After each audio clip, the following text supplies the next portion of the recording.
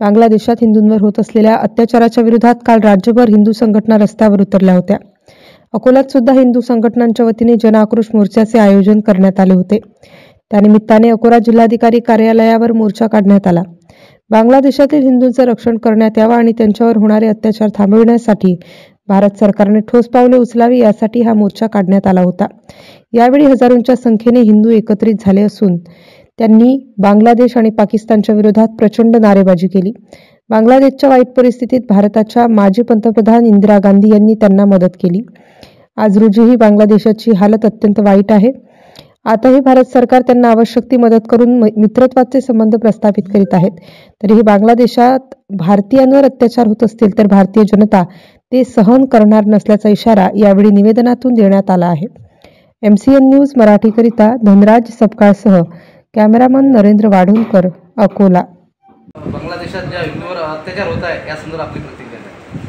काल सकल हिंदू समाजाने सगळ्या लोकांनी अकोला येथे कलेक्टर ऑफिसवर संघर्ष मोर्चा काढला होता.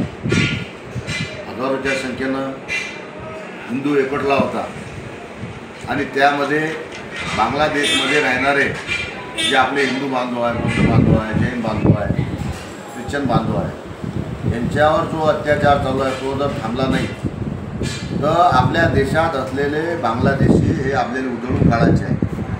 आणि माननीय देशाचे पंतप्रधान नरेंद्रजी मोदी यांना आम्ही विनंती केलेली आहे, जर सारख्या शब्दात ते ऐकत नसतील तर ज्या पद्धतीनं आपण पाकिस्तानची आर्थिक कोंडी केली, सर्जिकल स्ट्राईक केली, एअर स्ट्राईक केली, त्या पद्धतीनं त्याचा धडा यांना बांगलादेशी लोकायले आपण शिकवावा.